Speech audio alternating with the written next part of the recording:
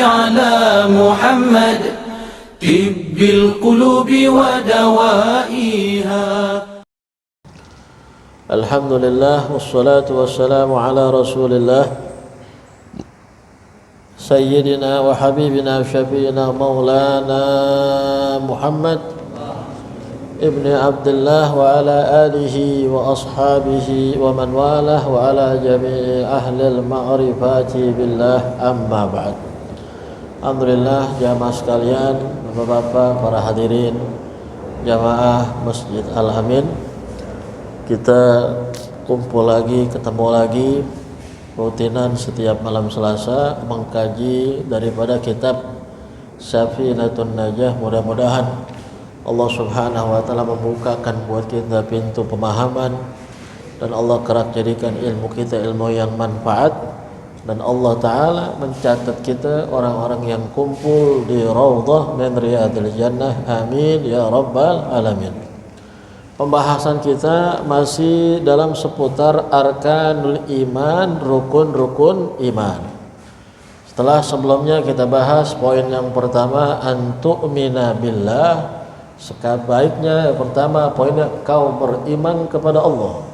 Yang kedua poinnya yaitu wa tu'mina bi malaikatihi, kita beriman, kau beriman kepada malaikat-malaikatnya Allah.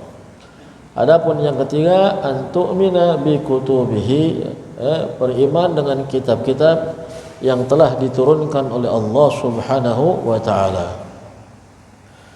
Disebutkan oleh pengarang al-muallif wa thalithuha an tu'mina bi kutubihi. Ma'na al-iman bil kutubi at-tasdiqu bi annaha kalamullahil munzal ala rusulihi alaihi wassalatu wassalam wa kullu ma tadamanathu haqqun wa nuzuluha bi an kanat maktubah ala alwah kat-taurah aw masmu'ah min as-sam'i bil musyahada kama fi lailatul mi'raj aw min wara'i hijab kama waqa'a li Musa fit-tur aw min malakin musyahad kama ruya anna al-yahud qalu li Rasulillah sallallahu alaihi wasallam ala tukallimullah wa tanzur ilaihi in kunta nabiyyan kama kallamahu Musa wa nadhara ilaihi. Waqala lam yanzur Musa ila Allah wa nazala wa ma kana li basharin an yukallimahu Allah illa wahyan aw min wara'i hijab aw yursila rasulan wa yuhiya bi idnihi ma yasha innahu aliyyun hakim.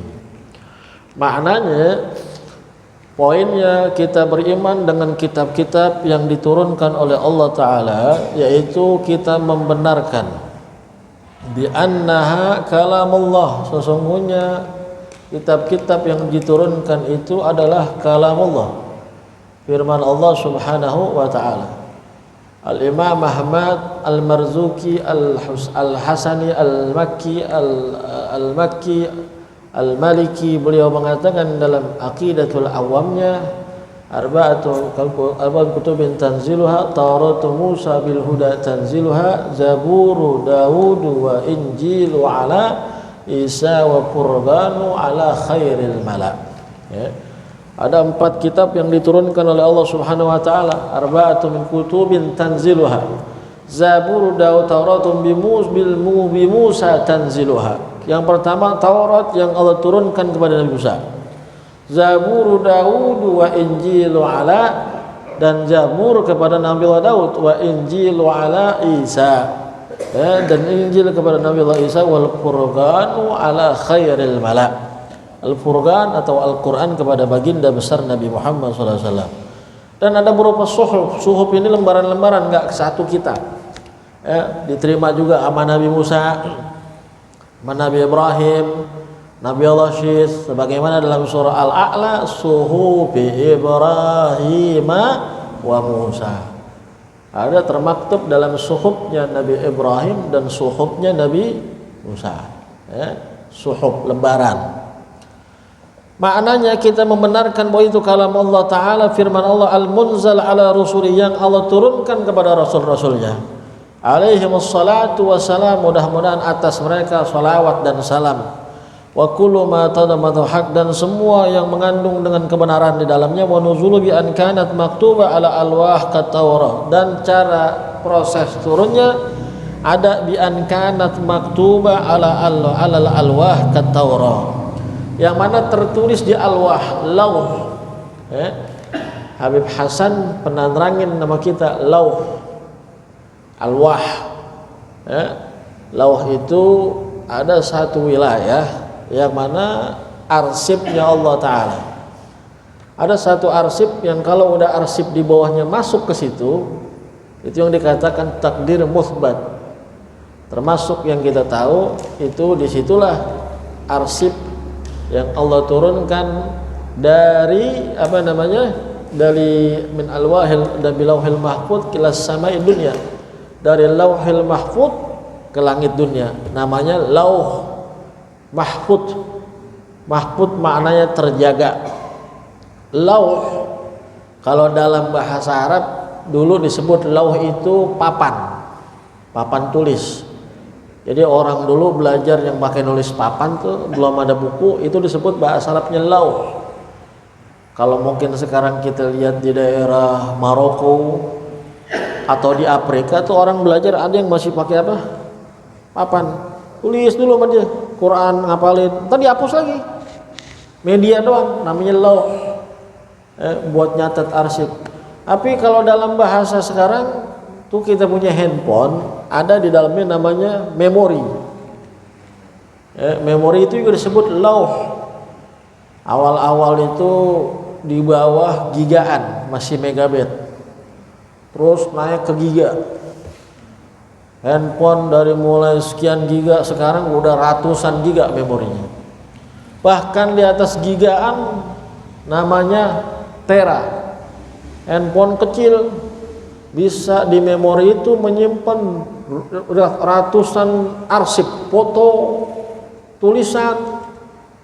Kalau orang-orang yang kerja itu apa yang orang tahu, dokumen bentuk Word, Microsoft Office tuh, Microsoft Office ada Word, ada Excel, segala macam, video. Sekarang handphone tinggal video, ada kameranya, kesimpan, bendanya kecil, tapi di dalam situ bisa nyimpen banyak arsip. Ada dulu zaman kaset, nyimpen arsip satu kaset. Komputer pertama pakai apa? Awal disket, masih zaman Pentium lama, kayak disket. Kayak disket paling berapa? Terus pakai apa? Pakai CD. CD kecilan. Ada legaan lagi namanya DVD. Jadi kalau dulu misalkan ada film nih, kita nonton film apa misalkan film pitung, pakai CD itu satu film dibagi dua, karena satu keping itu nggak mampu nampung, namanya CD. Ada lagi yang kedua, satu keping mampu nampung satu film, namanya DVD. Oke, naik teknologi. Itu teknologi siapa? Manusia. Teknologinya Allah Subhanahu wa Ta'ala lebih luar biasa.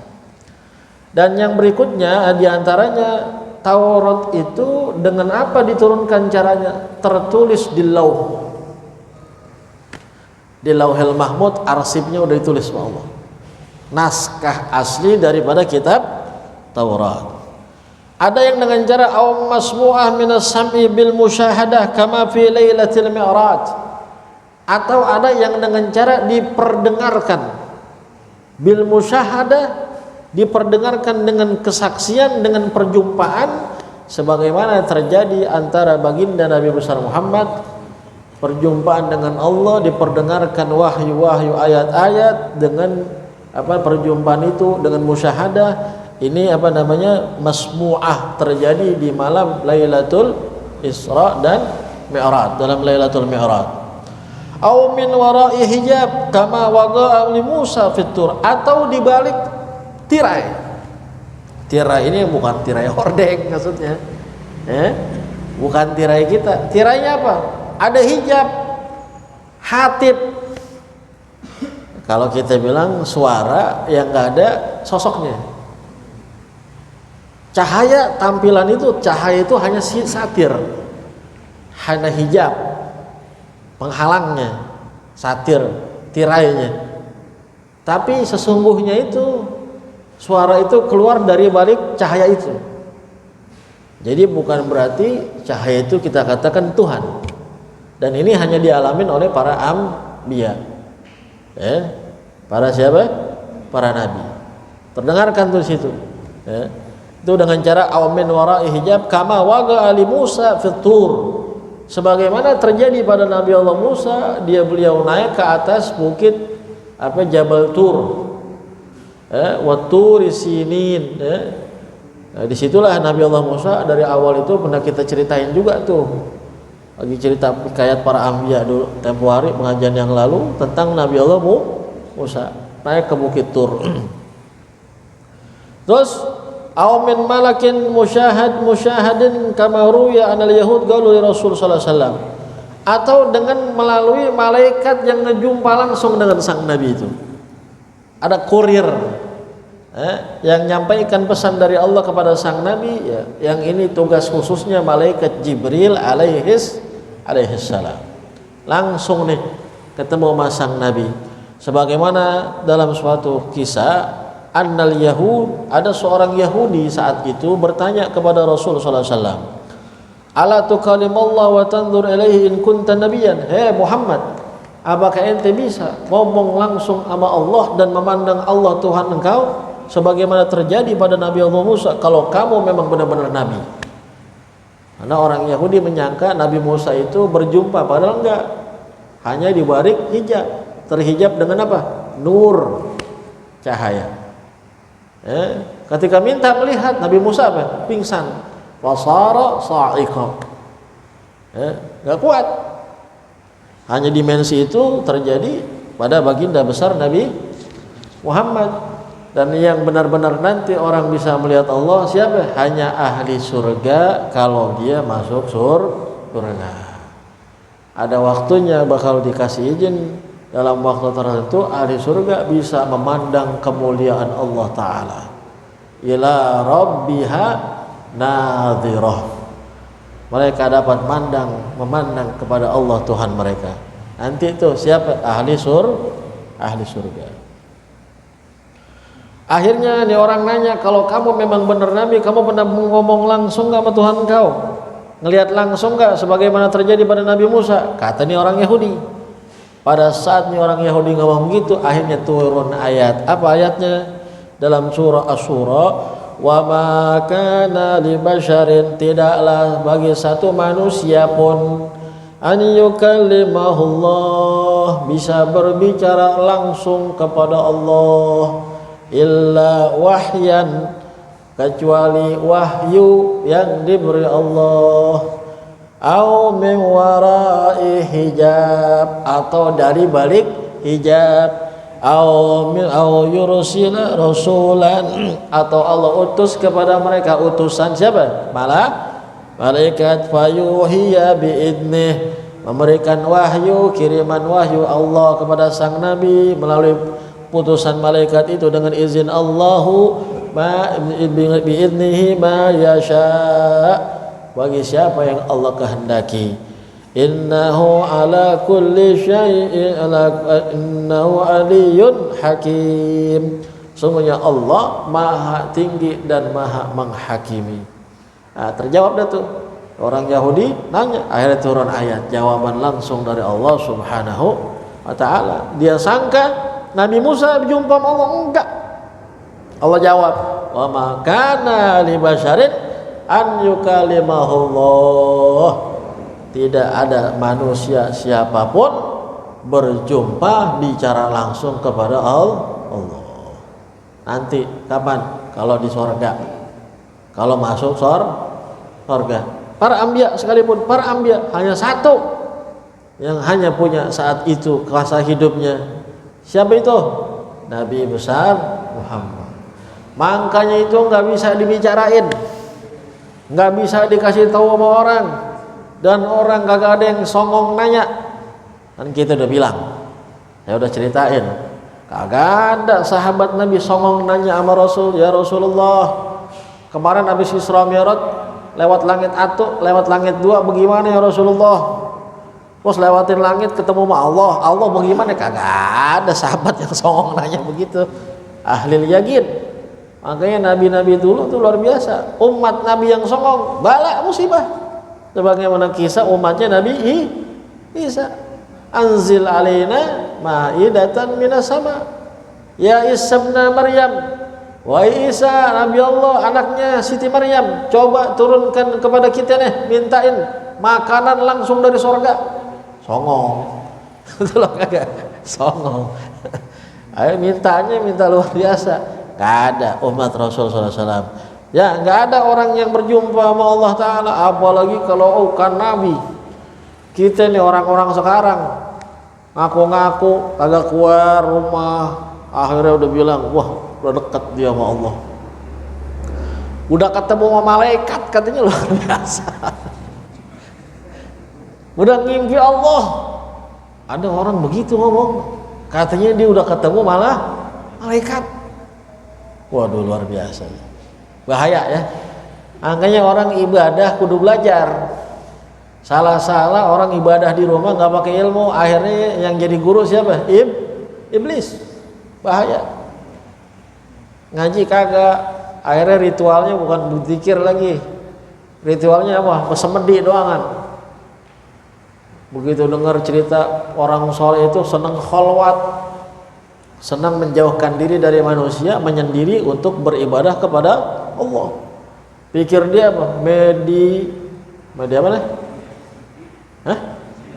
Bersemedi, apa? Meditasi. Pikir dia diam. Bukannya zikir, bukannya ibadah, pakai keris. Akhirnya datang tipu daya, talbisul iblis, bisikan gini segala macam. Udah mangkinan mencong, mangkinan bengkok.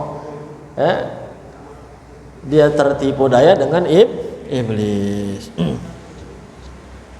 Qala Suhaimi fi tafsir dzalik. Imam Suhaimi mengatakan tafsir dari ayat itu, ayat masaha li basarin an yukallimuhullah illa ayyuha ilaihi wahyan.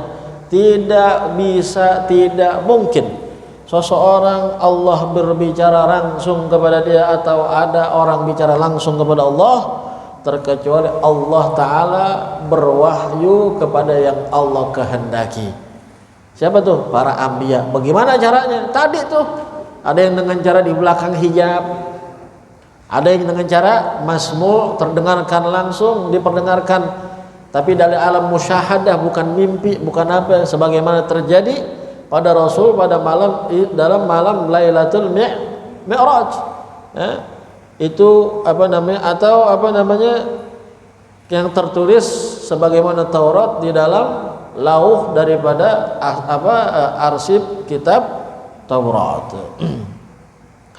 Ay kalaman khafiyan yudriku bisur'ah kama sami'a Ibrahim bil manam innallaha ya'muruka bidzabhi walad. Atau suara yang terdengar bagi si Nabi walaupun dia lagi dalam keadaan tidur, suara itu, omongan itu wahyu kepada Nabi itu. Kalau dikatakan kalau mimpinya para anbiya itu bisa jadi wahyu, mimpinya orang soleh bisyarah, tapi dia udah tahu karakternya, nggak lama untuk omongan begitu sering kayak sebentar, tapi dia udah paham. Maka kata baginda Nabi SAW, inna nahnu ma'asyiral anbiya tanamu tanamu ayununa wala tanamu qulubuna. Kami ini para anbiya memang tidur mata kami, tapi hati kami enggak tidur, katanya. Sebagaimana Nabi Ibrahim ketika diwahyukan dapat perintah suruh apa? Sembelih anaknya. Kapan tuh? Tidur. Kayak mimpi. Kalau kayak kita, tapi beda yang dialami dimensinya. Makanya ketika dia sadar dalam terjaga, dia katakan sama anaknya, ya bunayya inni ara fil manami anni adbahuka. Saya dapat perintah, mimpi dalam tidur saya diperintah untuk menyembelih engkau. Ini juga namanya wahyu. Lalu mimpi ada yang mendatang malaikat dengan alamat kama seperti salatil jaras, seperti bunyi salatil jaras. Salatil jaras apa tuh? Bunyi apa? lonceng salatil jaras. Tapi itu dialami sama Nabi. Para anbiya, para rasul. Makanya maaf ya, ada mereka bikin apa? Bikin semacam cerita tuh, ntar tuh tanggal apa? Sinterklas ya. Sinterklas. Itu khayalan apa Nabi dulu bagi mereka itu ketika nerima wahyu. Sosok malaikat dibikin dongeng begitu. Lonceng. Emang apa para anbiya ada dimensi itu datang malaikat tuh tandanya seperti apa mendengar suara salatil jaras. Seperti bunyi lonceng, lonceng. Tapi yang dengar mereka doang. Berbagai macam kuasa Allah dalam urusannya kepada para anbiya, para rasul, kekasih Allah Subhanahu wa taala. Wa kamal humat Musa an takdzifu bil bahr, sebagaimana juga diilhamkan kepada Musa an takdzifu bil bahr aw min wara'i hijab aw illa an yursila rasulan aw malakan Jibril wa yukallimur rasul aw mursal ilaihi bi amri rabbih ma yasha. Na'am. Itu maknanya kurang lebih sebagaimana tadi saya katakan. Syekh Nawawi mengatakan far'un, tambahan. Far' atau cabang, tambahan. Qala Sulaiman al-Jammal wa anil Haris bin Hisham annahu sa'ala an-nabiy sallallahu alaihi wasallam kama kaifa yatikal wahyi. Dalam riwayat ini dari Haris bin Hisham, dia bertanya langsung kepada baginda besar Nabi Muhammad, kaifa yatikal wahyu, bagaimana wahyu datang kepada engkau ya Rasulullah. Wa qala sallallahu alaihi wasallam, maka baginda besar Nabi Muhammad mengatakan, ahyanan yatini fi mithli salsalatil jaras. Kadang-kadang datang kepada saya ada bunyi suara seperti suara lonceng. Wa huwa asyadduhu alayya, ini yang paling luar biasa bagi saya. Wa yabsimu anni wa qad wa'aitu annahu magala wa ahyana yatamathalu ilal malak rajulan fayukallimuni fa'i ma yaqul.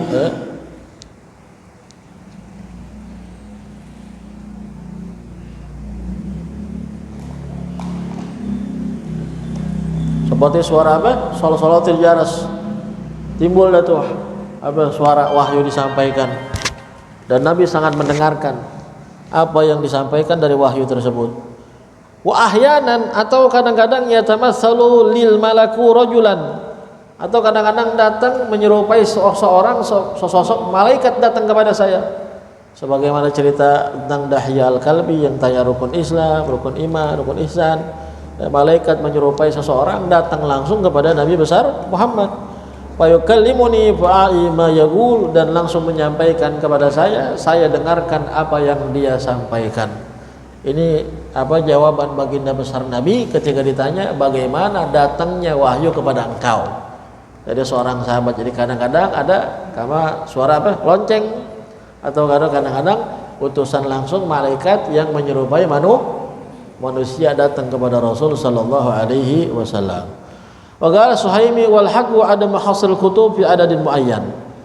Kata Imam Suhaimi, sebenarnya wal haqq adam hasil kutub fi adadin muayyan. Kita tidak tidak membatasi jumlah kitab yang Allah turunkan dengan bilangan tertentu. Wala yugal innahu mi'ah wa arba'ah faqat, tidak bisa dikatakan jumlahnya itu hanya 104 saja. Li'annaka idza taba'ta ay batashta riwayat tajiduha tablughu arba'a wa thamina mi'a wa mi'ah. Karena kata Imam Suhaimi, kalau kamu cari, kamu teliti, kamu bahas dari berbagai macam riwayat, ternyata kalau kita lihat-lihat dengan penelitian malah sampai berjumlah arba'a wa thamanina wa mi'ah, 184 kitab. Wa yajibu i'tiqadu anna Allah anzala kutuban minas sama' 'alal ijmal. Tapi secara ijmal kita wajib yakin dan meyakini, membenarkan Allah Ta'ala yang menurunkan kitab-kitab kepada para nabi dan rasulnya secara ijmal global. Berapa jumlahnya yang pada terjadi emang diturunkan Allah, kita kudu percaya. Yang detail minimal yang kita percaya yaitu 4, paling kagak detail. Taurat kepada Nabi Musa. Zabur kepada Nabi Allah Daud. Injil kepada Nabi Allah Isa. Wal Furqan, Al-Quran kepada baginda besar Nabi Muhammad sallallahu alaihi wasallam. Lakin yajibu ma'rifatul kutubil arba'ah tafsilan, kata beliau. Akan tetapi kita wajib mengenal secara tafsil detail paling kagak 4. Taurat pada Nabi Musa, Zabur pada Nabi Allah Daud, Injil Nabi Allah Isa, dan Al-Quran kepada baginda besar Nabi Muhammad. Tatmim, tambahan penyempurnaan. Uruya min hadisi Abi Dzarrin, diriwayatkan dari hadisnya Abi Dzar, qala qultu ya Rasulullah. Abi Dzar mengatakan, dia bertanya kepada Rasul sallallahu alaihi wasallam, "Fama kanat suhub Ibrahim?" Bagaimana bentuk suhubnya Ibrahim? Qala kanat kulha amsalan. Di mana di dalamnya adalah sebagaimana amsalan, apa sih istilahnya? Di dalamnya itu semisal nasihat global itu, amsalan, peringatan, tamsil, gambaran, apa sih istilahnya ya? Wejangan gitu, kejangan. Di antaranya di dalam suhubnya Nabi Ibrahim tulisannya begini isinya. Ya ayyuhal malakul musallat al-mubtadi al-maghrur, inni lam ab'athka litajma'a dunya ba'dhaha 'ala ba'd, walakin ba'athuka litarudda 'anni da'watal mazlum, fa inni la arudduha walau kanat min famin kafir. Wahai si raja yang musallat ini apa sih? Yang diberikan kekuasaan, wal mubtala, yang teruji, yang pasti orang punya kekuasaan diuji, wal maghrur, yang mungkin bisa tertipu dengan ujiannya. Aku tidak utus engkau untuk menghimpun dunia, ba'daha ala ba'd, satu dengan yang lainnya, walakin ba'astuka litarudda anni da'watal mazlum. Akan tetapi aku utus engkau untuk menunaikan atau memenuhi hajatnya orang yang terzalimi. Walau awala inilah aruduha walau kanat min famin kafir, karena aku tidak akan mengembalikannya walaupun dari mulutnya orang yang tidak beriman kepada Allah Subhanahu wa taala. Jadi kayak ibaratnya kayak wejangan global gitu. Berupa lembaran isinya begitu. Itu suhuf.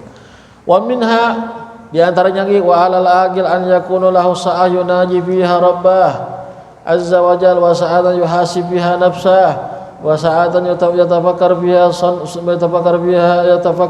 san Allah ta'ala, wa sa'atan yakhlu wa fiha lihajatihi minal mat'am wal masrab. Di antaranya isi lagi dalam suhuf, sebaiknya orang yang berakal dia memiliki waktu yunaji fiha rabbuh, dia bermunajat di waktunya itu kepada Allah Tuhannya, dan juga memiliki waktu yuhasib fiha nafsah, waktu dia buat introspeksi dirinya, dan dia memiliki waktu wasaatan yatafakkaru fiha san Allah Ta'ala, di dalam waktu itu dia memikirkan daripada kemuliaan penciptaan Allah Ta'ala, wasaatan yakhlu, dan dia punya waktu menyendiri, dia bermesraan nama Allah Subhanahu wa Ta'ala fiha, dalam waktu itu, lihajatihi minal mat'am wal masrab, jauhkan dari hajat minumnya, hajat makannya, dia yakhlu kepada Allah Ta'ala, dan kadang-kadang pasti dia juga punya hajat sebagai manusia. Isinya begitu tuh dalam suhuf.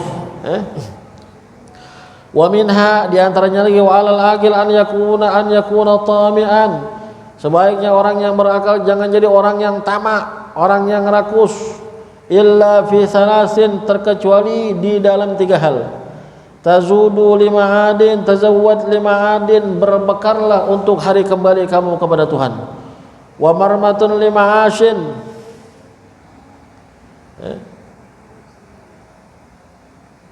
marmah ini apa? Oh, marmah. Wa marmatin lima'asin, dan perbaikilah dalam urusan kehidupan dunianya. Waladzatan fi ghairi muharramin, dan cari kelezatan silakan, tapi pada bukan tempat yang diharamkan. Itu isinya begitu. Jadi kalau kita nggak boleh tamak, nggak boleh nikmatkan sesuatu terkecuali pada 3 hal. Apa itu? Yang pertama isinya Kalau kita lagi mencari bekal untuk hari balik kepada Allah, silakan, ente rakus di situ. Kalau kita lagi nyari kebaikan buat kebaikan kehidupan kita, silakan selama halal, kejar di situ. Dan kalau kita mencari kelezatan, kenikmatan kita sebagai manusia yang penting dalam hal yang halal, silakan. Itu isinya dalam suhuf. Di antaranya lagi wa alal agil an yakuna basiran bi zamanih muqbilan ala sya'nihi hafizan li lisanihi wa man adda kalamu min amali galla kalamu illa fi ma ya'nih. Di antara isinya lagi sebaliknya bagi orang yang berakal yakunu basiran, jadilah dia orang yang memandang, menyadari, memantau daripada masa kondisi masa zamannya dia, basiran bi zamani. Setiap zaman beda zaman. Zaman dulu 2 tahun yang lalu kita kalau mikir-mikir di kampung ini ya, kalau kita pikir, kalau saya pribadi masih zaman kayak mushola enak, masih banyak yang tua-tua, pengajian rame, yang ngumpul masih remaja, ya main-main, ngaji bareng kemana-mana. Cuman kita nggak bisa bilang enakannya zaman dulu daripada sekarang. Setiap zaman beda keadaan. Ketika kita hidup sekarang, kenalin tuh zaman kita, kenalin keadaannya, pelaku zaman kita, kanan kiri kita yang hidup, orang ini siapa, kenalin diri kita. Ntar nih di atas lagi beda lagi zaman. Dan zaman sekarang yang paling parah, musuh terbesar kita apaan? Nih, musuh besar kita nih. Makanya Masya Allah, kalau mungkin yang bapak-bapak udah ngelewatin zaman yang walaupun punya gina, nih anak-anak muda sekarang nih, Masya Allah, dia belajar kesian. Kalau dia kagak banting handphone, kagak jadi belajar. Kalau dia nggak, kalau sekarang orang-orang pada SMP punya ginian semua, betul nggak? Ngaji nih, apalan hadis, Qala Rasulullah SAW, innamal a'malu binniyat. Besok apalin setoran ya, siap Ustadz misalkan, siap Kiai. Kalau ngaji pulang pergi, punya handphone di rumah, begitu pulang kira-kira bakal disentuh gak tuh apalan? Susah tuh berantemnya sama handphone. Nih zaman kita nih sekarang nih, entar nih zaman kita nih udah punya anak kita gede. Saya nih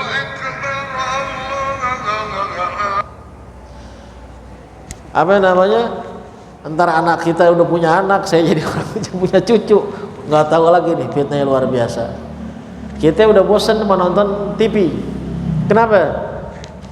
Karena kadang-kadang kita pengen tahu acara yang di TV yang kita mau nggak ada. Contoh nih, contoh aja ya. Dulu lagi zaman-zamannya kita film dulu, lagi masih dulu, zaman dulu. Udah kelar nih episode sekarang. Dan kagak bakal mungkin kita nungguin ntar lanjutan pasti besok, ya udah kelar. Kalau pengen kita penasarannya, nggak apa sih namanya, jawabannya pasti besok. Atau kita pengen cari, misalkan bapak lagi pengen tahu tuh motor cara bikinnya gimana ya, pabriknya. Ada acara di TV nih, di stasiun apa, nunggu nggak ada liputan tentang pabrik motor. Dari keinginannya sekarang nih, kita zaman dulu nih, besok di stasiun nggak ada liputan tentang pabrik motor. Ketemu 2 bulan berikutnya ada liputan di satu stasiun TV, liputan sekejap tentang motor. Keinginannya kapan? 2 bulan sebelumnya. Wah, ini yang gue tunggu-tunggu. Tapi sekarang nih handphone, kita masuk ke YouTube. Bapak pengen tahu gimana cara bikin jamu, klik, ada. Nggak pakai nunggu, habis gitu. Coba lu pengen tahu nggak cara bikin inian, terus cara bikin handphone terus, tanpa sadar waktu kita habis di sini. Betul Bang Kakak? Bagaimana anak-anak kita luar biasa. Apalagi kalau kita aja tuh yang timbang-timbang begitu bisa kalah sama waktu. Niatnya tuh pengen apa? Pengen zikir lah, pengen apa? Megang handphone. Nih pabrik itu nih gimana ya? Habis kelar gitu. Ya kalau ini gimana? Ada tuh. Makanya sekarang orang yang tenar itu bukan orang yang tenar di TV. Orang yang tenar itu yang tenar di media sosial. Silakannya belaga gila udah. Laku, ditonton orang, penontonnya banyak, artis dia. Ada yang sampai diliput, masya Allah, rumahnya diliput ini segala macam. Kan kehormatan ya, kita ngelihat dalaman rumah orang. Bapak-bapak jamaah, kita lewat ke rumah orang nih, ngelirik-ngelirik rumah orang, itu maksiatul lain, maksiat mata. Karena rumah orang, auratnya orang. Pernah dengar gak yang kemarin cerita Habib Jindan Maulid? Ada orang Arab, orang Hadramut, pas balik ke Indonesia, pulang ke Hadramut, yang nangisin dia pulang kampung, tetangganya orang apa? Orang Cina. Kenapa dia bilang? Itu orang kagak pernah ngelirik anak saya, apalagi ngelirik rumah saya, pengen tahu, bahkan saya nitip kunci. Emang Islam begitu? Amin, ma'asil daripada maksiat mata ngelirik, apalagi dalaman rumah orang. Jangan salah tuh kalau kita ngelihat rumah orang. Apalagi masuk rumah orang nggak pakai permisi, jangan salah. Nih sekarang orang rumahnya, kalau sekarang dibilang apa ya?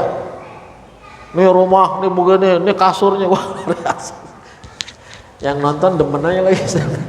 Apa ya udah perilaku apa aja. Nih ujian sekarang nih. Kita kudu kenalin zaman kita. Zamannya beda udah. Entar zaman kesono nggak tahu bagaimana lagi. Makanya kata baginda besar Nabi Muhammad, adibu auladakum, ajarin, didik anak-anak kalian, fa innahum makhluqun bi ghairi zamanikum. Karena dia tercipta bakal hidup di bukan zamannya kalian. Zaman saya dulu nggak ada ginian. Paling banter orang punya Nintendo. Itu juga kaya, saya mah nggak punya itu. Sekalinya ada pengen main, ada namanya dingdong. Dulu pakai duit tuh cepet, zaman SMP. Itu mah apa namanya? Gamenya game pasar dah. Yang punya Sega, apa sih namanya Nintendo, orang kaya gitu nggak punya. Sekarang luar biasa. Android, anak-anak semuda nih, yang namanya game game ini, udah gilaan segala macam deh. Media sosial media sosial ini. Nanti nih 10 tahun ke depan ke sono nggak tahu apa lagi kejadiannya. Kalau kita nggak bisa setir nih generasi kita loh. Makanya dengan kita begini kita ikut andil nyebarin dakwah di media sosial. Makanya masuk ulama. Apa tujuan peranannya tuh dakwah dimasukin untuk menjadikan filter, menjadikan apa namanya tandem.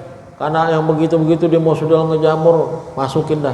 Jangan kalah daripada konten dakwah, urusan dakwah segala macam, muatan dakwah.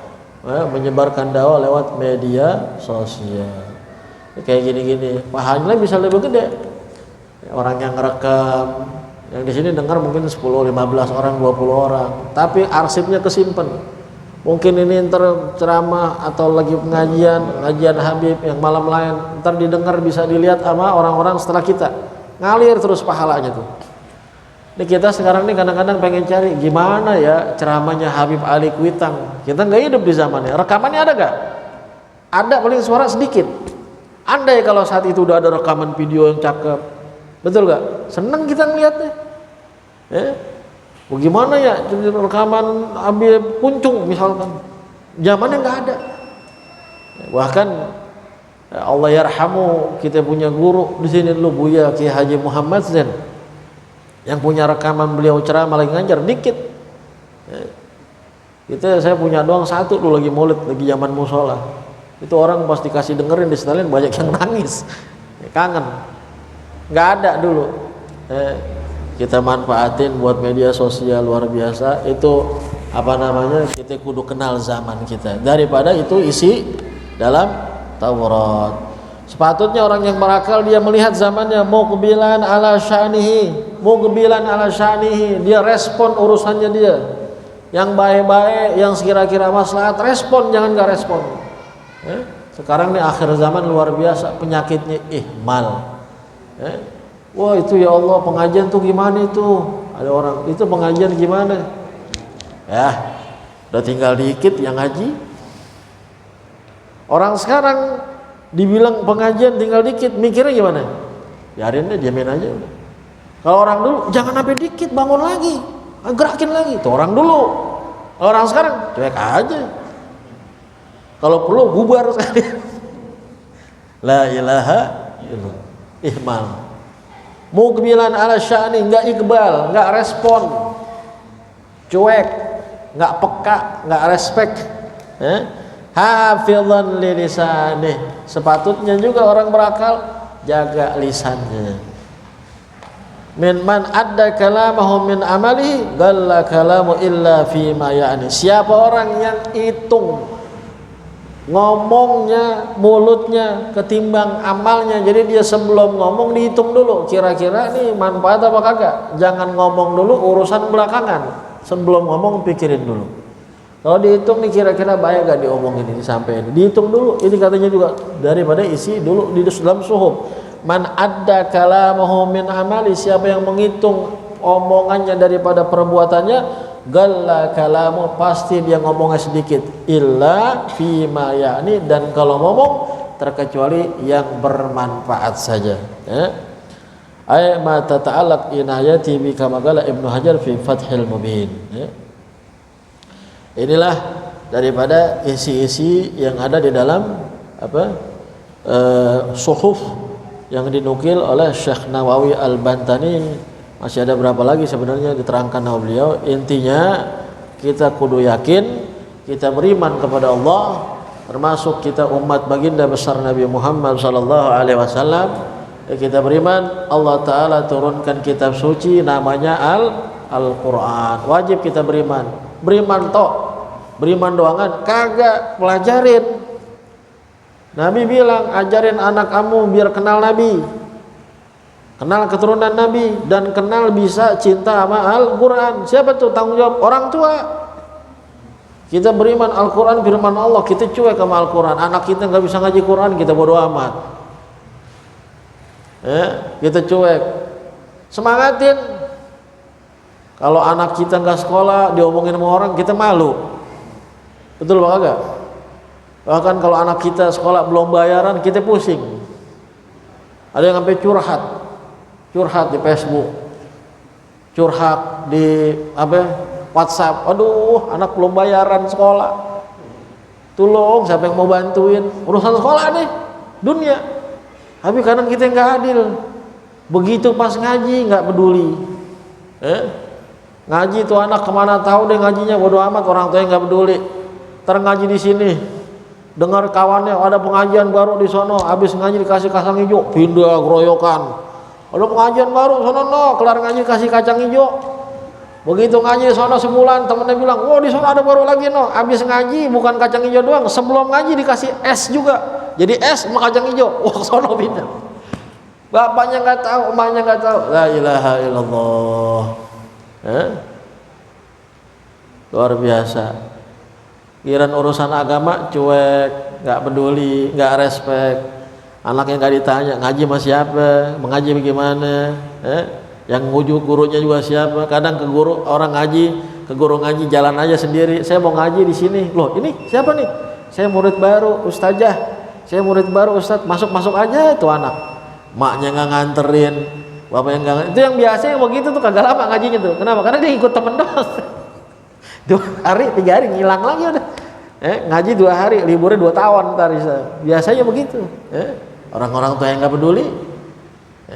Jadi orang tua harus tunjukin tanggung jawab juga buat kepentingan. Kalau kita yakin, kita membenarkan bahwa Al-Quran adalah firman Allah, kita jaga. Gimana jaganya? Jangan sampai keluarga kita orang Islam nggak bisa baca Al-Quran. Keluarin tenaga kita, keluarin perhatian kita, keluarin harta kita. Jangan sampai begitu waktunya, udah jangan ngaji nih awal bulan, kata bapak emaknya. "Mak, kenapa Pak, Mak? Giran bayaran nih, lu jangan ngaji deh, gak usah bayaran."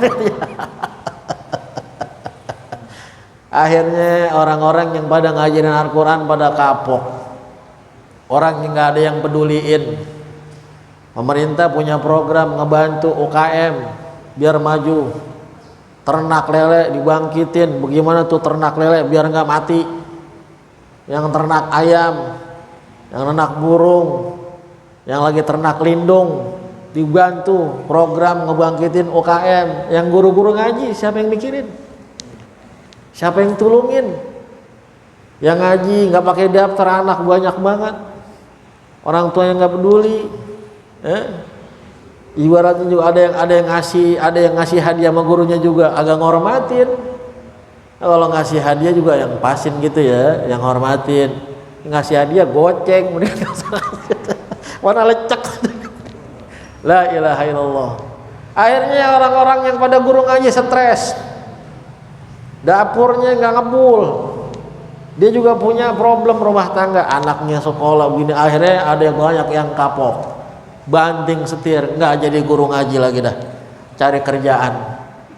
Ada yang kerja segala macam, udah kebengkalai umat. Mestinya kalau anak kita ngaji nih, Al-Imam Ali Zainal Abidin, siapa Imam Ali Zainal Abidin? Cucunya Nabi Muhammad. Pulang anaknya nih ditaruh ke guru ngaji, pas balik sama abahnya dites, coba baca Al-Fatihah dengan fasih, bener luar biasa. Dipanggil muridnya, nih anterin kepada mualim, dikirimin berapa? Dikirimin berapa ekor onta, saking senengnya nih Imam Ali Zainal Abidin, cucunya Nabi besar Muhammad, anaknya sempurna baca Al-Quran. Si mu'alim yang ngajarin dikirimin onta sekian banyak, kaget. Ya Allah, agak ada yang begini nih. Ada juga murid-murid yang lain, orang tuanya bayarnya pada ngutang. Ini ngirimin onta. Tanya, cari-cari siapa ini yang saya ajarin. Rupanya si murid yang diajarin anaknya Imam Ali Zainal Abidin, cucu cicitnya Nabi besar Muhammad. Udah dia seneng banget, ayo dikirimin. Dia nggak enak, dia malu. Dia udah bisa ngajarin cicitnya Nabi, udah seneng banget. Ditain muridnya, balikin deh, suruh balikin. Dibalikin ontanya. Dengar Imam Ali Zainal Abidin, ontanya dibalikin, dipikirin, oh jangan-jangan kurang, dikirimin lagi, ditambahin. Orang dulu luar biasa ya. Ya kita juga nggak gitu. Kalau kita mah semampunya kayak gitu. Ya, tapi ini cerita nunjukkan bagaimana beliau mereka menjaga kehormatan agama. Sekarang kita luar biasa akhir zaman. Kita yakin Al-Quran kalamullah. Gak peduli sama anak kita belajar Al-Quran. Tuh anak belajar kemana? Kadang udah ngajar di tempat orang. Udah kita gak peduli sama gurunya diomongin, guru dikatain juga. La ilaha illallah. Mestinya nih akhirnya orang jadi pada guru Quran pada stres, capek deh. Mestinya kita nih kalau anak kita ngaji bisa baca Al-Quran, kita hadiahin yang pantas. Kalau kita mau kasih hadiah, senang kita kasih hadiah berapa? 1 juta. Wah, kira-kira guru ngaji seneng gak tuh? Mulai besok banyak yang jadi guru ngaji, cuman yang ngaji kagak. Yang ngaji kagak, malan katanya. Ya enggak begitu juga. Cari yang pantas, cara ngormatin agama yang pantas. Ukurannya enggak gede, enggak kecil, tapi pantes. Mantesin itu ilmu. Kagak bisa mantesin, kurang ilmu. Ada ulama, guru ke rumah kita, orang tua kita, jangan pakai ditanya, mak mau minum mak, lah kudu mantesin, namanya orang datang udah bikinin aja minum, masa pakai ditanya. Mak, mbaknya mau minum, mau ngeteh, mau kopi, jangan pakai tanya, pantesin aja udah bikinin teh, bikinin kopi, namanya ilmu. Orang ditanya, babaknya datang, mbak mau ngeteh mbak, nggak usah, bener-bener kagak dibikinin. Tuh orang nggak punya ilmu rasa tuh begitu. Akhirnya kata yang lain, itu bapak lu nggak dibikin, kagak mau, udah gua tanyain dia. La ilaha illallah. Orang kalau ditanyain jawab mah kagak enak aja ya. Sangkanya takut ngerepotin, datang kiai, ustadz ke rumah kita main. Ustadz mau ngopi ustadz, mau apa? Jangan pakai ditanya. Kalau mau nyediain teh, sediain aja teh. Mau nyediain air putih ya nggak apa-apa, sediain air putih. Ini pakai ditanya. Mau ngopi ya mau kagak, mungkin kagak enak, nggak usah. Bener-beneran kagak dibikinin. Udah gitu tuh Ustadz mampir nyata sebentar, kagak ditahan-tahan sama dia. Ustadz, Anda punya pertanyaan lama nih Ustadz nih. Ada 10 pertanyaan, Ustaz, tolong bantuin. Dikopiin kagak, dikasih teh kagak,